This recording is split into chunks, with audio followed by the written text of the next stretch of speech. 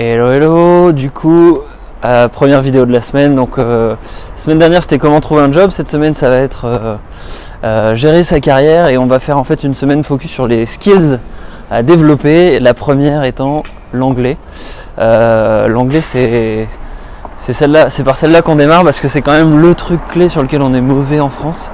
On est très mauvais en anglais, tout le monde le sait. Bref, donc aujourd'hui en gros on va voir trois choses pour s'améliorer en anglais. Alors la première, c'est simple, c'est les bases. Il y a trop de gens qui sont pas bons sur les temps et sur des trucs vraiment de base. Et ça c'est quand même hyper con, parce qu'il suffit de passer un peu de temps, s'acheter un livre genre 3e, l'anglais en 3e, et puis voilà, vous apprenez le prétérit, le passé, le présent,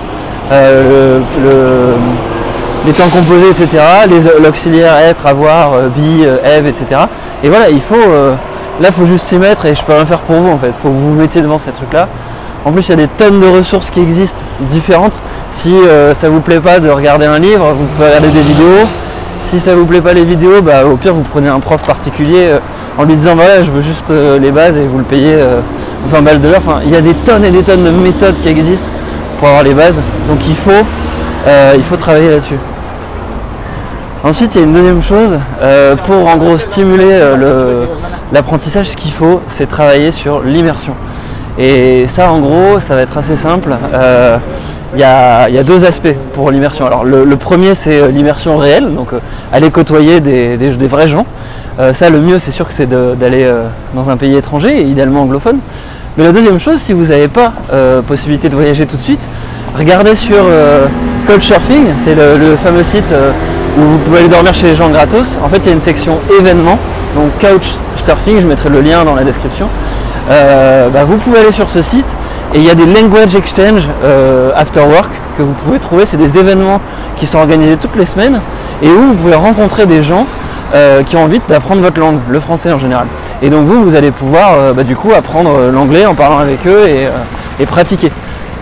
Ça, c'est la première chose, c'est donc le contact réel des gens anglophones. La deuxième, ça va être les contenus en anglais. Donc typiquement, c'est tout ce qui est vidéo, podcast, des audiobooks, tout ce que vous pouvez faire, des séries, les films, tout mettre en anglais. Alors moi, je vous conseille de regarder les films en anglais, mais avec les sous-titres en anglais.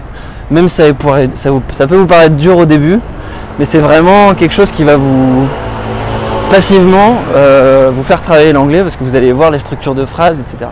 Alors le problème que vous allez avoir avec les films en anglais ou les séries en anglais, c'est que le langage n'est pas toujours parfaitement châtié, etc.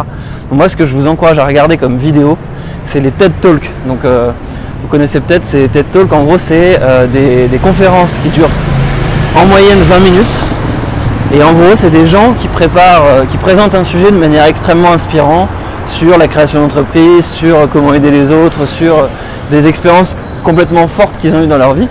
Et en général, ils vont passer 6 mois, 3 mois, enfin beaucoup de temps à préparer ces interventions-là. Donc les sous-titres, vous pouvez les activer évidemment en anglais aussi.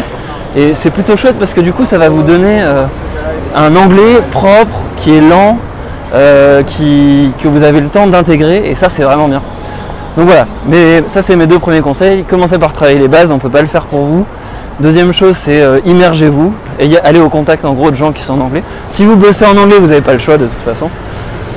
Et la troisième chose, alors c'est tout con, mais c'est achetez-vous un petit carnet, et mettez-vous en fait à noter tout ce que vous pouvez en anglais. À savoir que le mieux, c'est de vous confronter en fait à votre contexte, et de noter, en fait, de commencer par noter en fait toutes les questions qui vous viennent. Et ça, c'est rigolo, parce qu'en fait, quand vous allez vous immerger en suivant le deuxième conseil, il y a plein de choses en fait qui vont vous poser problème et qui vont être un peu déstabilisantes. Typiquement, vous arrivez dans un language exchange meeting, forcément vous allez devoir vous pitcher, vous présenter, parler de ce que vous faites, parler de ce que vous avez fait, parler de ce que vous voulez faire dans le futur. Ça va vous obliger à pratiquer, à utiliser les temps que vous avez appris dans les bases.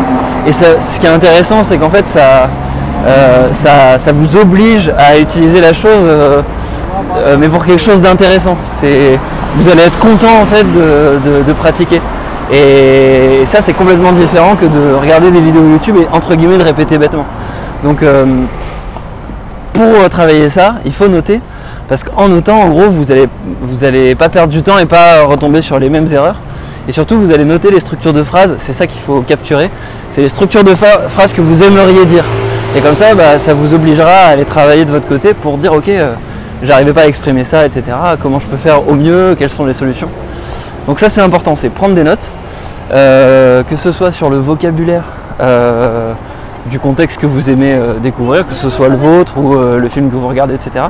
Et ensuite c'est prendre des notes sur les structures de phrases. Donc ça typiquement sur les TED Talks, vous allez vous rendre compte qu'il y a des phrases qui viennent pas naturellement, qui viennent pas en réfléchissant et en se disant je veux traduire cette idée, je veux traduire ça.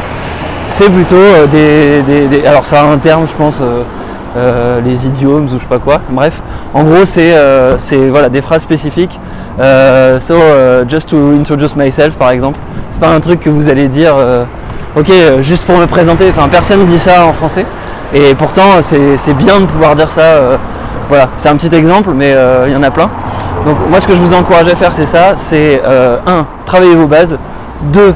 Allez au contact, donc immergez-vous que ce soit dans des meet-up, dans des événements avec des anglophones. Et 3. Prenez des notes et travaillez du coup sur les deux autres thématiques. Et puis ensuite si vraiment vous êtes motivé, ce qu'il faut c'est cibler des thèmes et les travailler toujours pareil avec des notes. En vous disant ok maintenant moi je veux m'améliorer parce que je veux être capable de me présenter en anglais, je veux être capable de gérer une réunion, je veux être capable de faire un super livrable. Posez-vous des problèmes comme ça et dites-vous ok comment je fais pour faire ça en anglais, et c'est là où vous allez faire des efforts, c'est en targetant un par un en fait les sujets et vous ne pouvez pas ne pas progresser. Peut-être que vous ne sentirez pas la progression tout de suite, mais en prenant ces habitudes là il n'y a pas de raison que ça n'avance pas. Donc c'est important de se donner une fréquence, de ne pas se décourager, à la limite regarder un TED par jour, essayer, ça c'est un point important aussi, d'avoir une régularité dans l'effort. Donc je finirai là-dessus. Voilà, un meet-up toutes les semaines ou un meet-up tous les mois, une vidéo TED par jour, un podcast, essayez d'écouter un podcast d'1 heure au moins toutes les semaines par exemple. Ayez votre carnet tous les jours avec vous. Et normalement ça devrait bien se passer. Voilà, écoutez, je vous dis à bientôt et puis n'oubliez pas de liker, de vous abonner, etc. Allez, ciao.